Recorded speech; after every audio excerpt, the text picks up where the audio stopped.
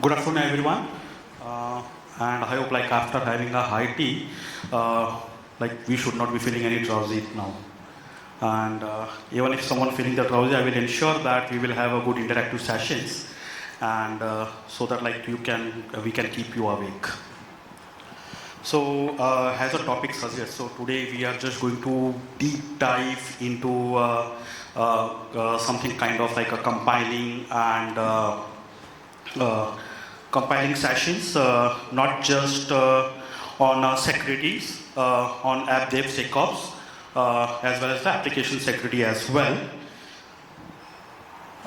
So in today's words, like if you will see software-driven world, every line of a code is an opportunity as well as a potential entry points, not for the enabling the futures or indicating the futures, but for the threat as well. And the added advantage on that, when it comes with the complexity of CI/CD pipelines, then we have now containerization solutions, deployments, and at the same time, the security won't work. Like traditional security, we won't work here.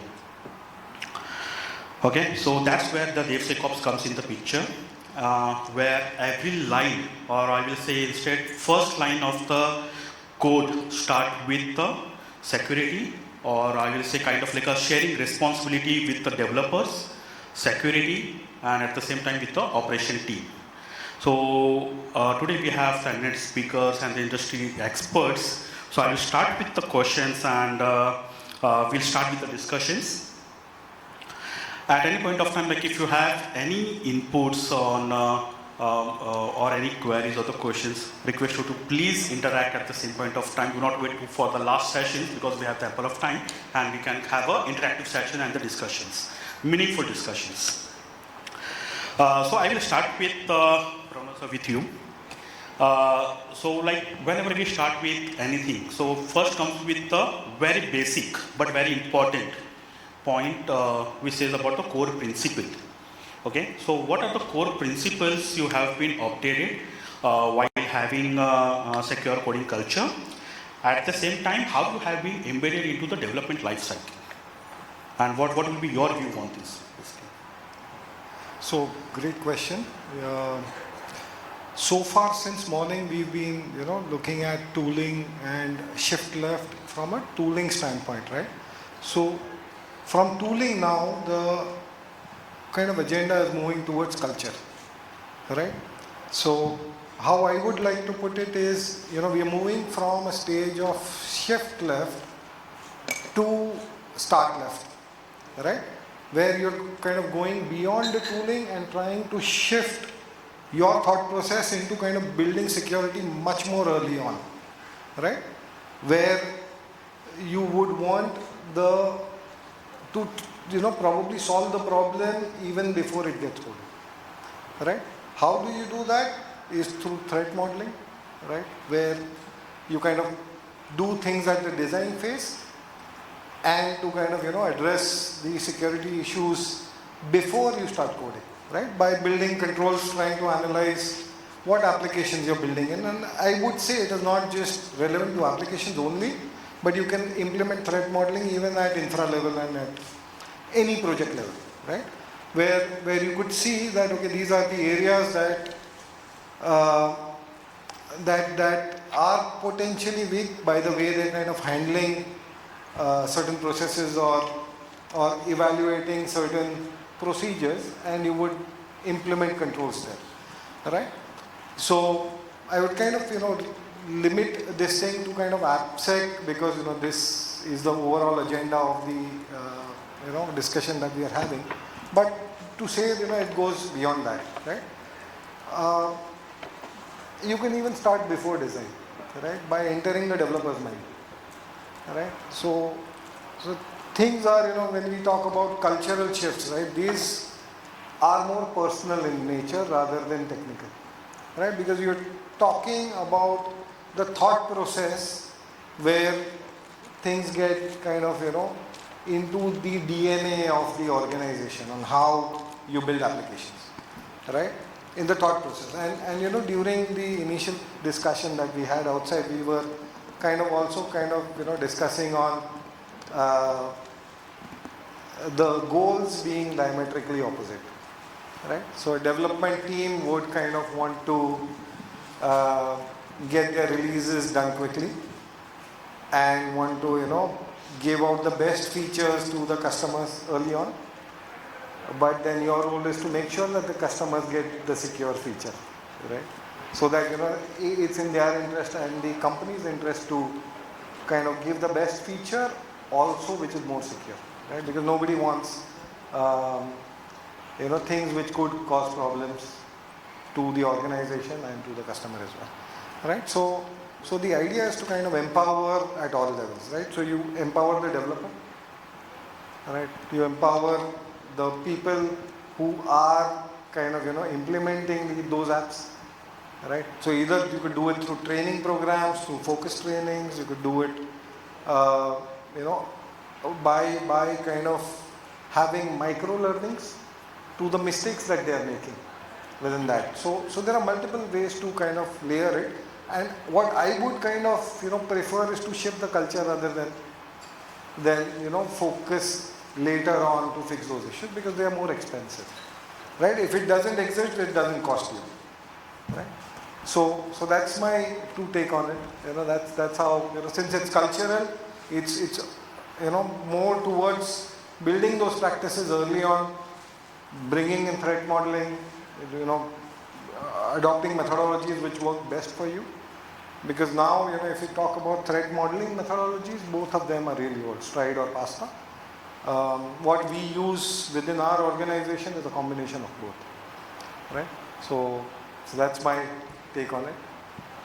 Thanks a lot, Pranav sir. Thank you very much. So that's all really very insightful and very great key points where we have to start with security by design as in principle before we start with any codes. And instead of the shift left, we have said that we will start with at the very starting point without any compromise with the customer's requirements, and having a shift left where we can train our developers from the cultural shift perspective.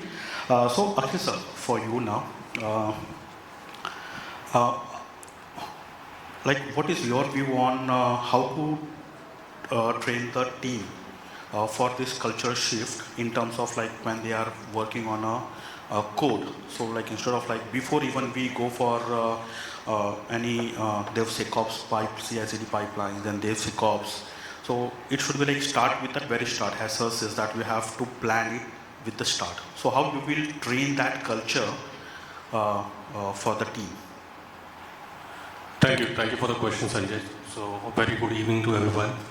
And coming to the answer to the question, right?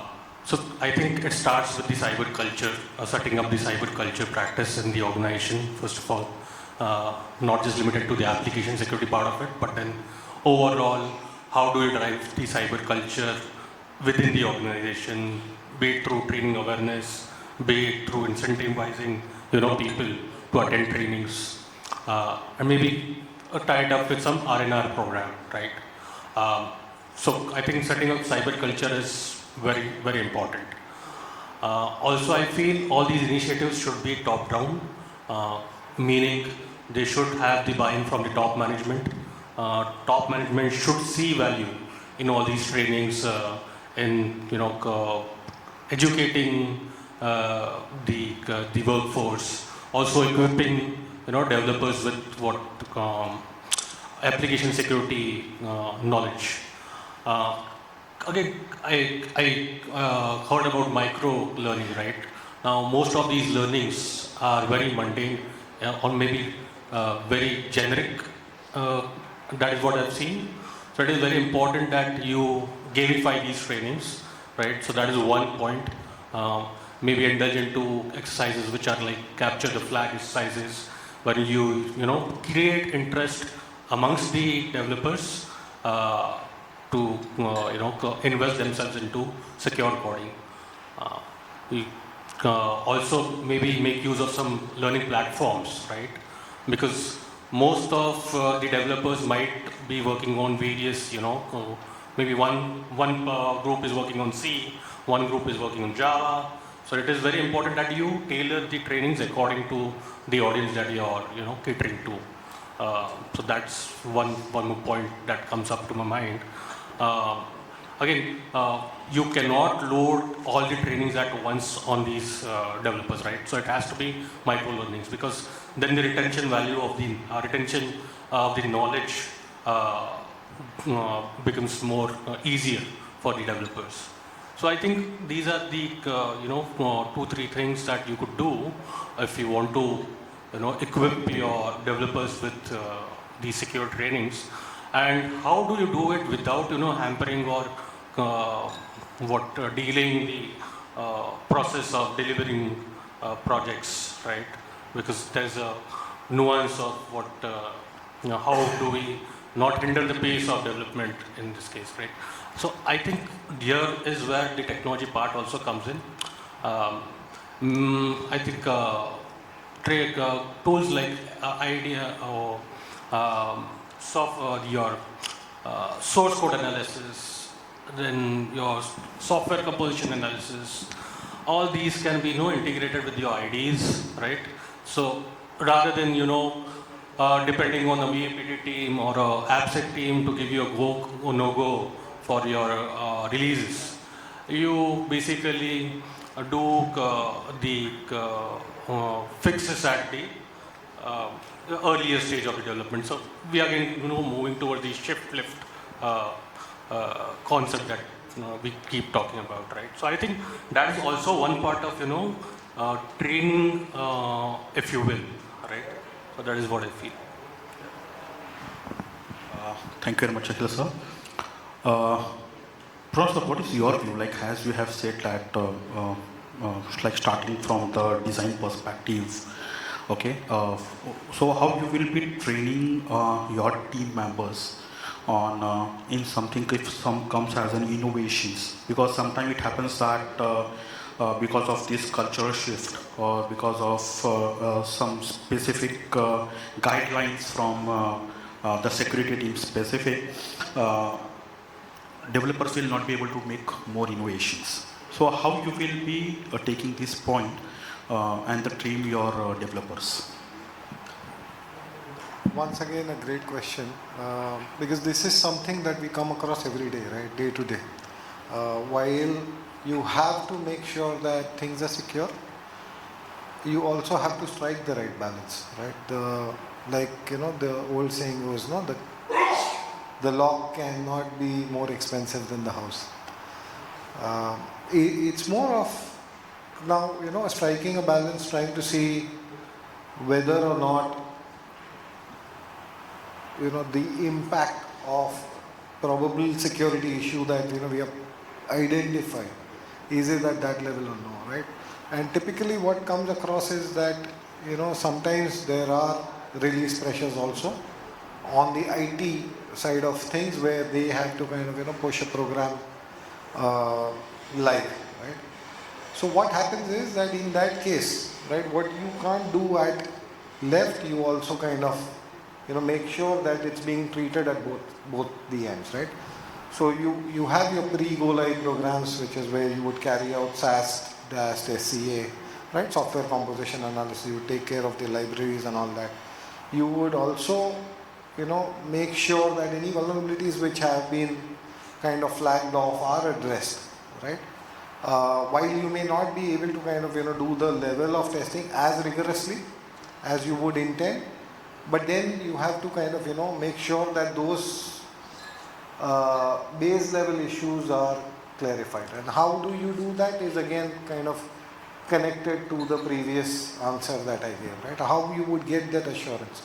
If you have done threat modeling very closely, right? You know that the application and the programs that you are building, they have certain nature and they're using certain functionalities which have set of test cases against them. So you would do focused testing for those test cases, right? So you know that at least those areas which are of high value are covered, right? You may have lower security issues which may go through, which will still get caught, right? As a part of your release cycle goes. The overall burden you have reduced anyways, right? By developer training, and micro learnings, right? Nobody wants to attend like a 4-hour training each time they do a mistake, right? And there are these gamified platforms which are available. So the idea is to make sure that the training that the developers receive are targeted to the mistakes that they are making, right? And as a part of, the releases which are going through and the code which is committed by each of those developers, you can, tie those metrics into their goals as well, right? There are alternative other mechanisms also to kind of, deal with this problem, right? When we're talking about empowering of development, it's actually more towards empowerment of the teams overall as well, right? Because security talent does exist. It may exist in silos, right? And because I'm a red teamer, I would want, somebody to do my job there, right? It's in fact a Trojan horse that I implement within the IT team, right? To do that security work for information security team. And the acceptability is also higher if one of the developers is a trained champion. Because now, like we are here as a part of this group discussing, they are also having their parallel discussions. And one of them doesn't know to fix the vulnerability. If there is a security champion embedded within the team, they know whom to reach out to, right? So your cycles of time to address those issues also come down, right? Your releases would go through faster, right?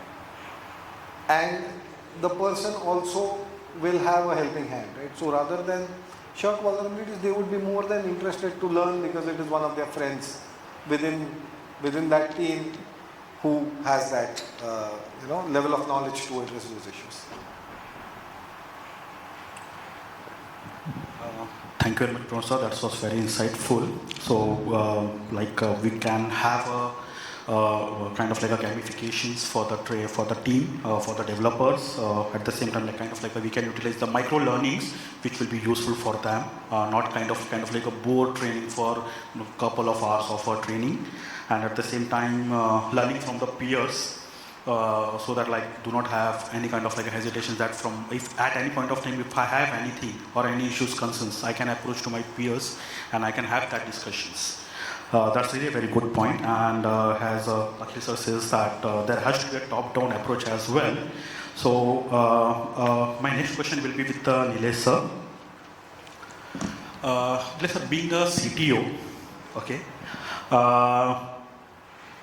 how you will be fostering this culture shift from a secure coding perspective or on a DevSecOps? So how you can be helping out the team, or what will be your strategy in fostering this? It's a very interesting question. See, what happens is that most of the time, Sanjay, we miss out on one thing, that security is not a luxury these days.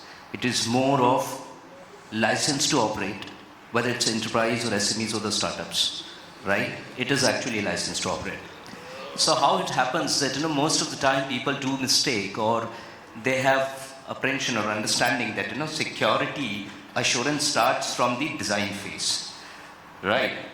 What I see, or that's my personal view, that security doesn't start, the culture doesn't start from the design phase. It starts from the ideation stage, and from after ideation it comes to the definition, and then after definition it comes to the requirement, and from requirement gets into design, and then so on. It's part of the entire SDLC, right? The software development life cycle. So being a CTO, last 7-8 years into a technology leadership role, including Wipro, Vodafone, these were the enterprises. Now I'm associated with Cab-EEZ, and I'm also associated with Infolion as a partner. I somehow feel that there's a proper handshake, which is very important between CISOs and the CTOs, because they are the policy makers, right? They are the ones who ensures that security culture within the organization. But that doesn't leave the CTO to contribute and give the inputs to the CISO also, because ultimately who's deploying the infra, right? It's CTO. So there's always a fight between CISO and CTO, and I'm not sure how many CISOs and CTOs are sitting here, but there's always a fight. It's a very interesting fight. CISO says that, we have laid down the foundation, we have given the policies and all, right? It is responsibility of CTO to ensure that this goes as per the, whatever the protocol or agreement between within these two organizations happen. Interesting part is that in some of the organization, with all due regards and gratitude, people start thinking in terms of merging two functions. Now that's going to be very interesting side, right? I don't want to offend anyone. Who's going to report to whom, right? So that's also one of the collaboration which is required. But many of the organizations have seen that CISO is coming part of the overall technology organization, right? It's not like it's not about hurting someone's ego, but there has to be a proper collaboration. Start is already done, right? It's already started. The culture is already started.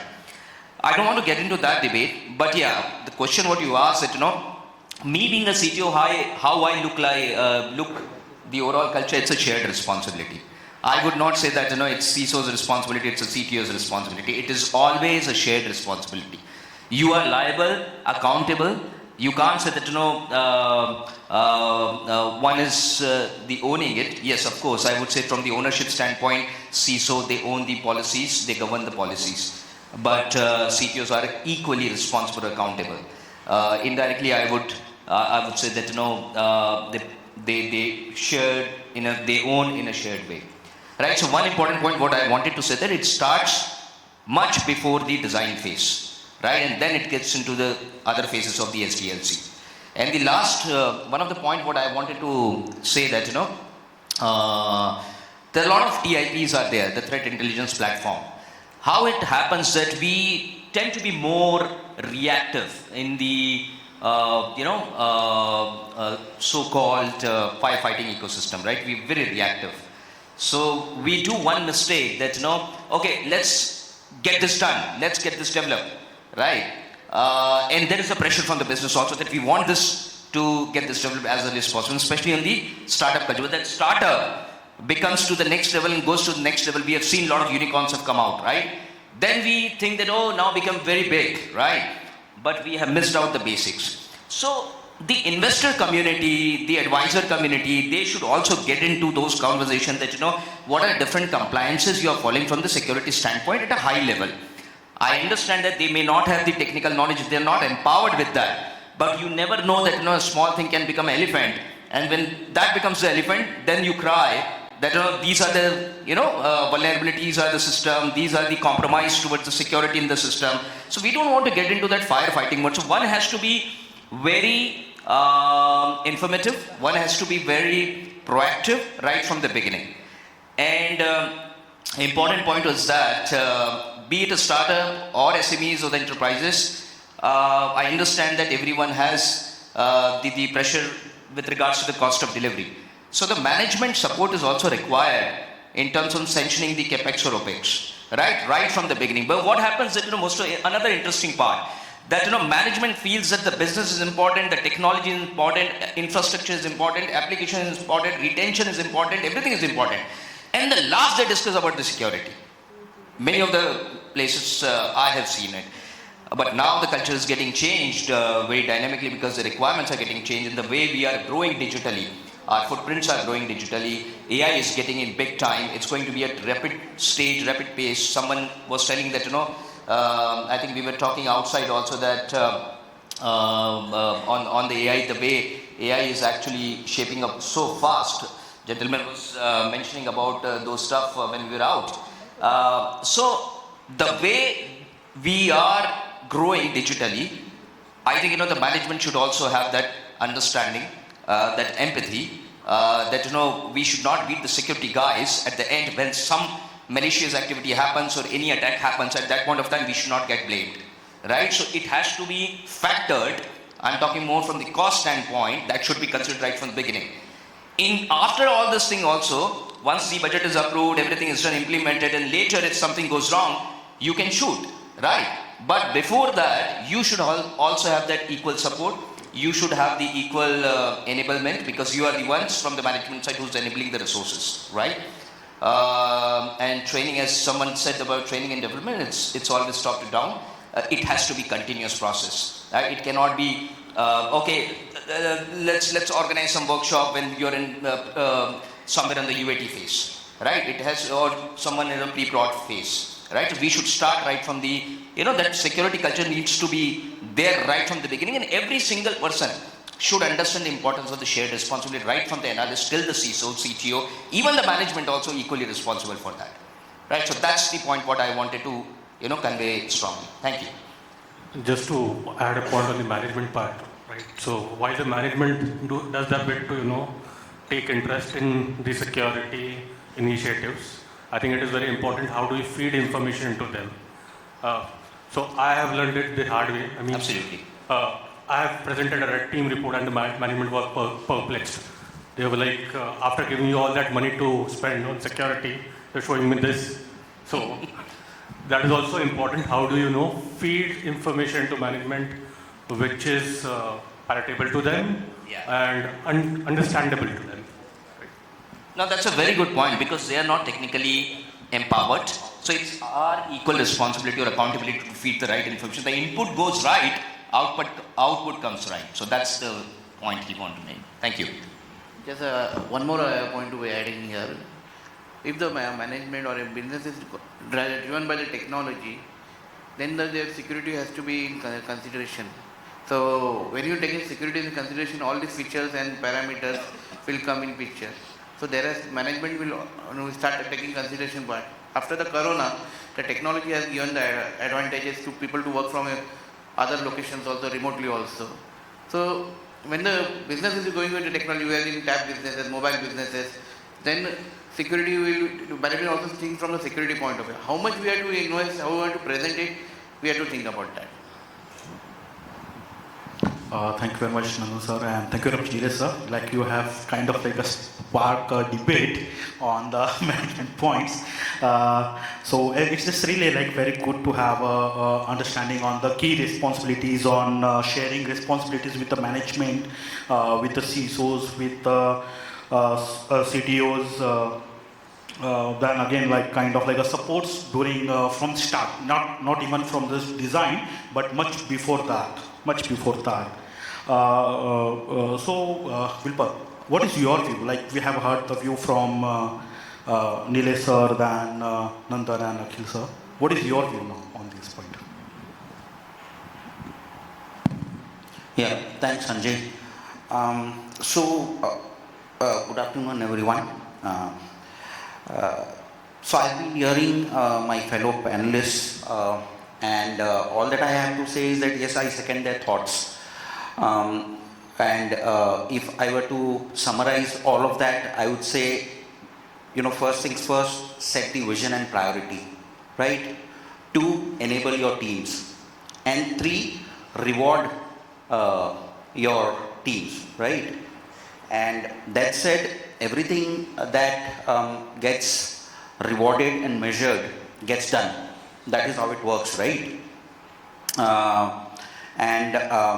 It has always got to be a top to bottom culture, because what happens is, if the executive management is not aligned with the idea of security, is not paranoid, I'd say, is not paranoid about security, it just doesn't work for the entire organization, because then it becomes the burden for IT, right? Security cannot be an IT burden, it is a business imperative, right?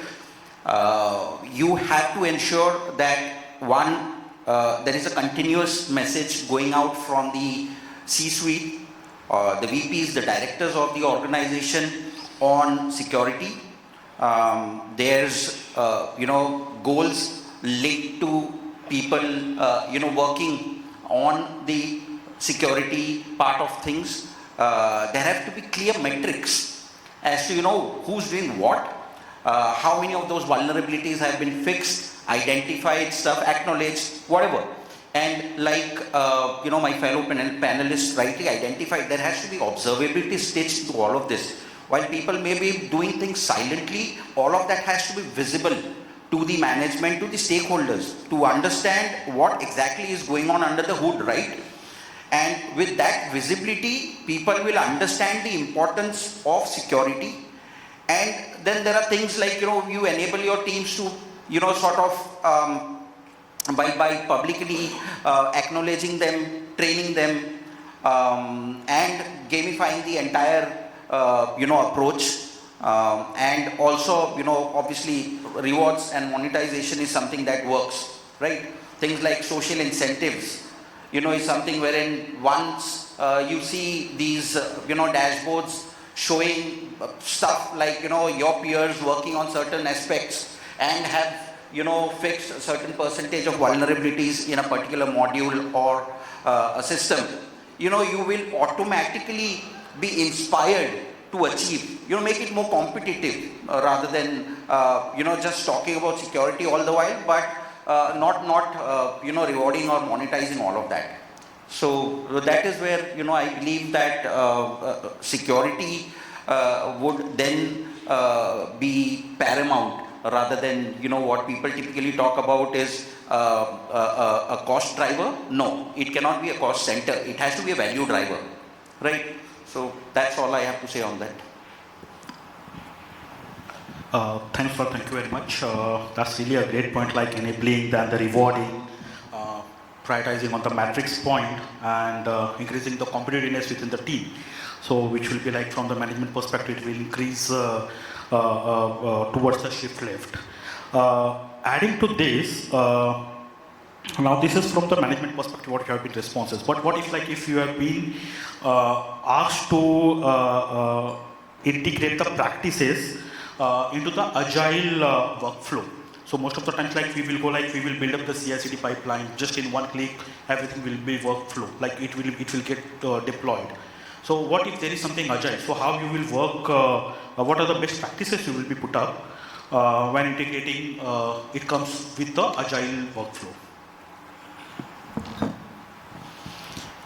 Good question, Sanjay. What happens is the moment you introduce security into, or think about introducing security into agile practices, people think that it will typically slow you down. Now, not the case, right? You have to be sure that, I'll give you an analogy. Typically, think about a scenario wherein you're running for a marathon and decide tying your shoelaces after the marathon. Doesn't work that way, right? You tie your shoelaces before the marathon. Be prepared. So security is something that you bake it in and not bolt it on later. And with that, what matters is you bake it in your agile practices. Give enough time to the team to clear the security debt, right? Which is what Pranav rightly mentioned. That does not typically happen because, the dev team is busy figuring out, ways to ship features, the latest features, good customer experience, so on and so forth. But then there's a security debt that the team is incurring. And security, is a shared responsibility. So everybody has to understand that we need to give some time to the team to also clear the security debt. And to do that, to be able to do that, it's very simple. You automate the entire process, right? Introduce tools that allow you to get the right visibility. And not just that, like SAS, DAST, SCA, RSP, right? But at the same time, give the visibility and the remediation as well. Because only visibility will not typically help one, but also give the remediation so that your bugs, your vulnerabilities are fixed in minutes and not months. That is ultimately going to cost you, right?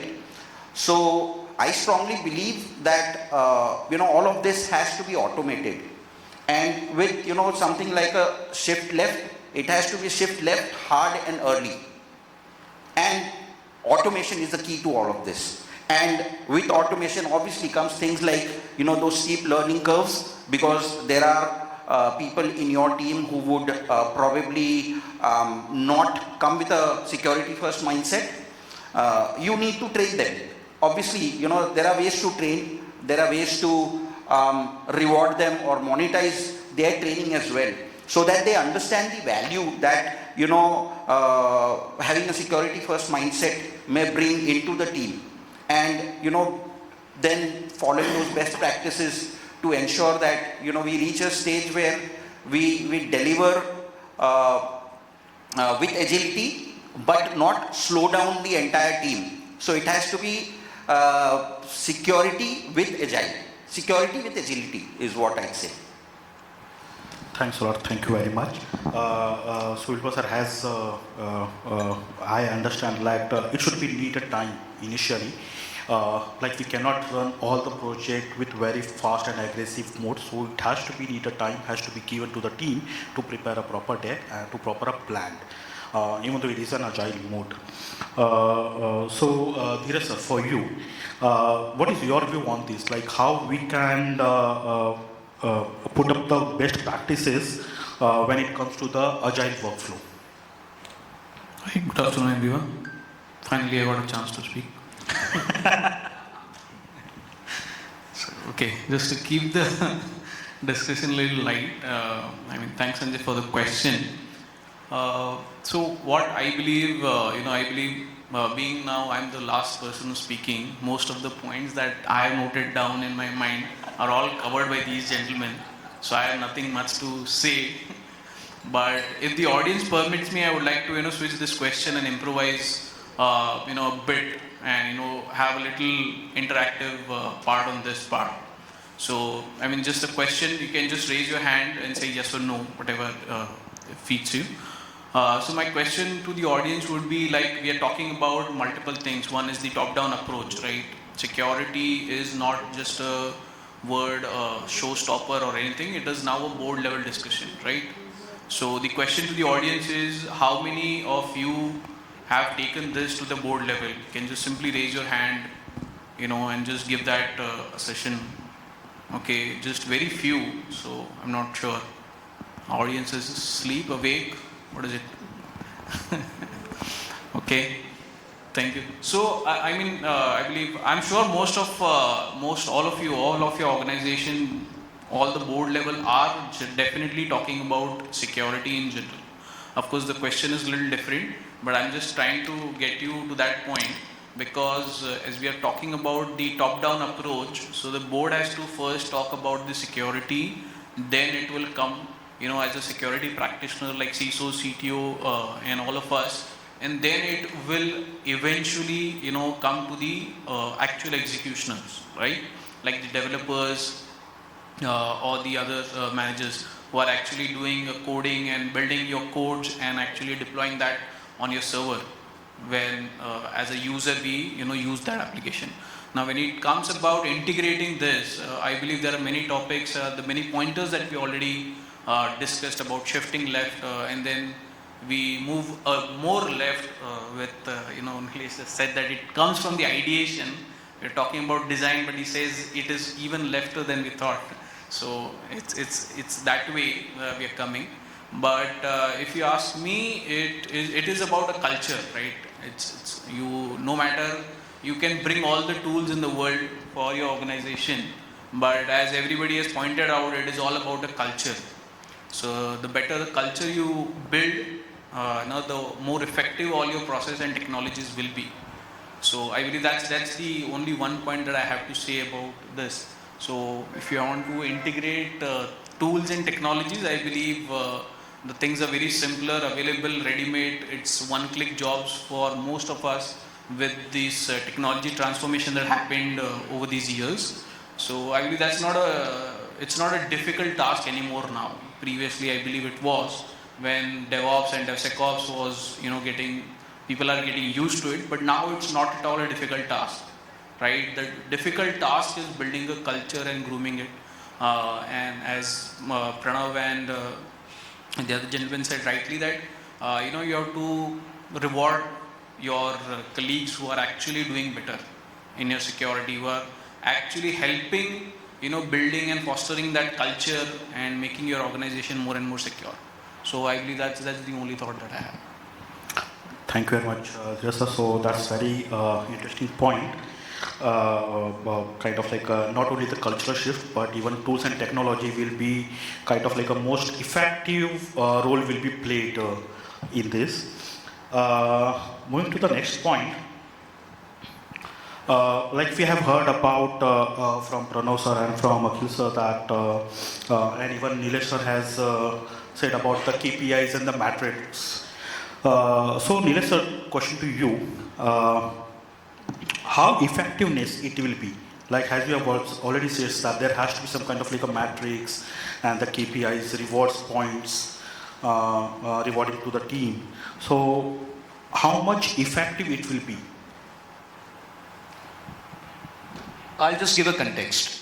Earlier, there was no KPIs.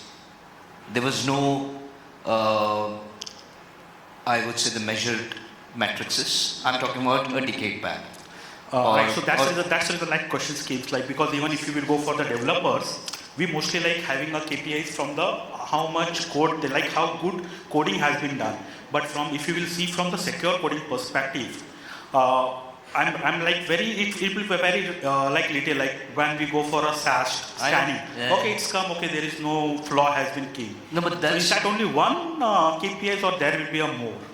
so that's the future outcome. I'm saying that earlier it used to be considered as more of a luxury, right? Then it has become nice to have. So the transition happened from luxury to nice to have, and now it is must to have. Those KPI have to be there, Have to be. right? Otherwise, you won't be in a position to measure and then bring that effectiveness. The most important KPI, I would say that how much your business, it comes from top to down again, the business impact, right? So that business impact analysis, if it happens in the security, the loopholes on the security side, if it's there, and because of loopholes on the security, business is impacted. So our KPI, the security KPI, has to be matched with the business, right? That is primary. Now, when it comes to technicality, that I'll just give you a simple example that how many vulnerabilities we achieve after it gets released when we do the VAPT, right? When we do the VAPT, I'm talking about post deployment. I'm talking about the production side, right? So there has to be first of all, it should not be at that level. The number or the count we can't measure because we don't know that what is going to the count, but it has to be as per the industry norms. It has to be 20-25%. It should have the reduction year on year, right? So that's one of the very standard measure what I'm trying to take it here, that the vulnerabilities what we get, it should have the regular optimization. Someone was mentioning a very beautiful term, security debt, right? So there has to be, I think you were mentioning about this. So that's again an equal responsibility, right? So it's not like only CISO or CTO is equally responsible to clear that debt, right? So that's also one of the, either you term as a security debt or you quantify that more on the number of VAPTs, how it is getting optimized. So that's one of the technical parameter what I mentioned about that, right? That's what you wanted to understand, or you want more technicality into it? No, that's fine. That is what like I'm looking out for from the like senior management. Yeah, because 1 minute left. So. Okay, so we will have the extension of couple of minutes more. So Nandan sir, the same question to you as well. As we have understand from the management perspective, the like strategy, the thinking from the CTO perspective, it should be kind of like a must to have. Earlier it was kind of like if we can have, now good to have, but now it is must to have. Then again KPI should be matched with the business requirement as well. So what is your take on this? So considering the KPIs, now we say that KPIs has to be there because we have to monitor the quality of the code, performance parameters of the performance of the developers also against these KPIs. So these parameters has to be set. Now how to set this? It can be number of codes, bugs identified per LOCs. That is one of the part. Number of repeated vulnerabilities per developer, complex project, delivery time, when is the delivery is on the time, type of library choice he is using, with the software composition analysis, whether there is a bug inside, are they understanding that at a design level while choosing this? Because the culture, when you are trying to culture set, it has to set from the requirement gathering. That is when the requirement is created, that time we have to understand what is the security controls there. Then there has to be KPI there also, correct? Where seeing that whether they have made the compliance requirement also while deciding the project. And then the developer will be using this, correct? So one of these is the repeated vulnerability. Second is that number of vulnerabilities they detected per LOC. Are they identifying at what stage that these vulnerabilities and how fast they are fixing these secure coding vulnerabilities? The sessions they are, number of sessions, development sessions they are attending, training sessions they are attending. There are parameters like the quiz also after the training session to check the effectiveness of the training. We also sometimes use a live session of a developer showing them the impact, how the vulnerabilities can impact their application. We show the developers, they understand it. Now we see how proactively they come out and do for the closure also. Because we do the periodic governance call on the security governance closure part. That time we understand which they want to close it. Sometimes how they are choosing it. Sometimes they might be choosing a best fit solution and they close 10 vulnerabilities in one shot. That design level concept also, if developers understand, that becomes a KPI for him. So next time we will not repeat that. So this is how we think that KPIs are important. Thanks, sir. Thank you very much for your review. Akhil, sir, my last point, like we have been discussed about the shift left and the secure coding best practices, then on the trainings, core principles. Now, like I'm just taking a point from the supply chain management, and kind of like have you at any point of time faced any issues in the supply chain management when we will have a deployment of the codes? And what approach you have been taken or you can recommend to one? Yeah, obviously, I mean, any security practitioner must have faced this issue at some point in his career, right? So any applicant today will have some third-party libraries, open source libraries, right? If you break down the application. So obviously, I mean, you've been also hearing about the supply chain attacks, right? Very infamous ones, SolarWinds and all that. So obviously, why this is a little complex? Because all these applications will use third-party libraries which you don't have control on, which you will use some open source libraries which don't come with the support, right? Also, the ever-increasing, rapidness of the dependency landscape. So you don't know what library is dependent on what other library, right? Again, the observability is an issue because it's a black box when you have a off-the-shelf application. You don't know what libraries are being used inside that application. So then the concept of SBOM comes in, software composition analysis comes in. And when you have got SBOM, so people talk about SBOM, but then what is it really? You just inventorize the libraries. But once you inventorize the libraries, there's again an call to action to remediate all these vulnerabilities, right? And then it becomes really little difficult when you've got a finished application, right? Because it's like doing a surgery on a running human or doing a heart surgery on a live patient, right? So it's a little difficult in that way.